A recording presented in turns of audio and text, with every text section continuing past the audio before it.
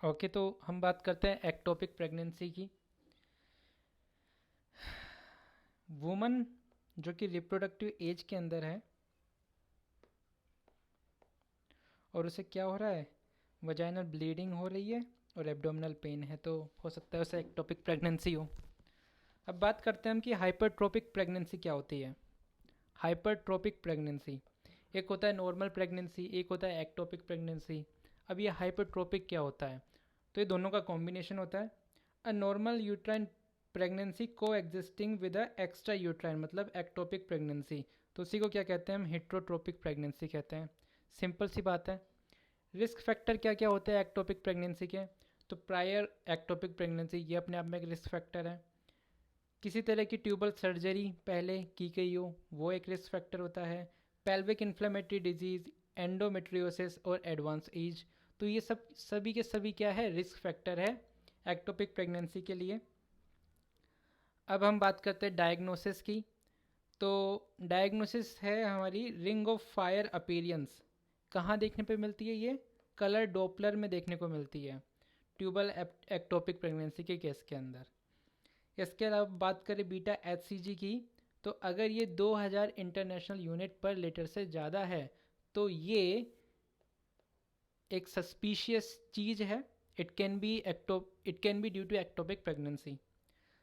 अब बात करते हैं ट्यूबल रिंग की या बैगल साइन की, जो कि एक यूएसजी साइन होता है, वो हमें देखने को मिलता है ट्यूबल एक्टोपिक प्रेगनेंसी के अंदर। अब बात करते हैं सूडो जेस्टेशनल सैक और ट्रू जेस्टेशनल सैक, दोनों के मध्य अंतर। तो देखो, जो सूडो जेस्टेशनल होता है वो बीच में आने की कोशिश करता है, तभी तो वो अपने आप को तो इसकी लोकेशन हो गई सेंट्रल। वहीं जो ट्रू जेस्टेशनल सैक होती है वो होता है एक्सेंट्रिक।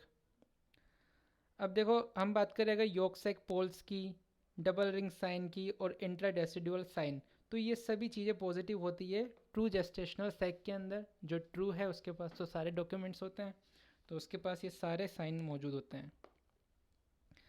अब बात कर लेते हैं मैनेजमेंट की। तो एक होता है एक्सपेक्टेंट मैनेजमेंट, वो कब करते हैं हम, उसकी इंडिकेशन क्या क्या है। अगर बीटा एच सी जी 1500 इंटरनेशनल यूनिट पर लीटर से कम का है और बीटा एच सी जी लेवल जो है वो कंटिन्यूसली फॉल भी कर रहे हैं।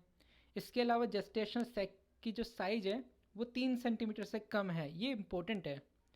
और there is no fetal cardiac activity on transvaginal sonography. तो मेडिकल मैनेजमेंट करते कैसे हैं मेरे भाई, तो मेथोट्रेक्सेट से करते हैं। मेथोट्रेक्सेट देने के दो तरीके होते हैं, एक होता है मल्टी डोज प्रोटोकॉल, एक होता है सिंगल डोज प्रोटोकॉल। तो मल्टी डोज प्रोटोकॉल के अंदर हम देते हैं 1 मिलीग्राम पर केजी इंट्रामस्कुलर इंजेक्शन के रूप में देते हैं और अल्टरनेट डेज पे देते हैं, मतलब 1, 3, 5, 7 इस तरीके से देते हैं। वहीं बात करें अगर सिंगल डोज रेजिमेन की, तो इसके अंदर हमें एक सिंगल डोज देते हैं और वो देते हैं हम 50 मिलीग्राम पर मीटर स्क्वायर का। Methotrexate is most effective when given at beta HCG level less than 5000 international unit per liter।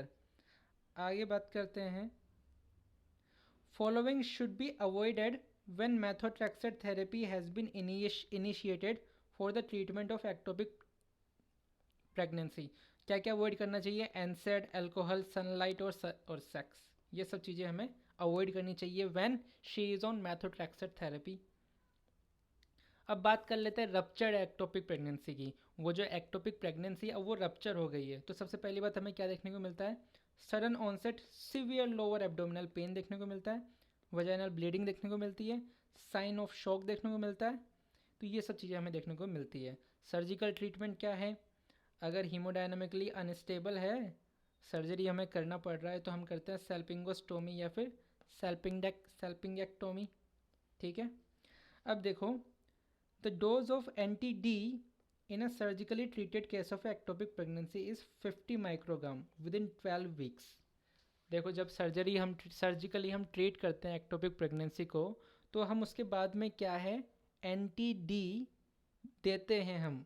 ठीक है, 50 माइक्रोग्राम देते हैं 12 वीक तक, और 12 वीक के बाद में से बढ़ा के 300 माइक्रोग्राम इंट्रामस्कुलर ये हो जाता है। Anti D is not given when ectopy is treated with medical method. तो एंटी-डी सिर्फ तभी देते हैं जब हमने एक्टोपिक प्रेगनेंसी को सर्जरी के थ्रू मैनेज किया। और इसके डोज कितने होते हैं? शुरुआत के 12 वीक तक हम 50 माइक्रोग्राम देते हैं और उसके बाद में 300 माइक्रोग्राम देते हैं। Well, this is all about ectopic pregnancy.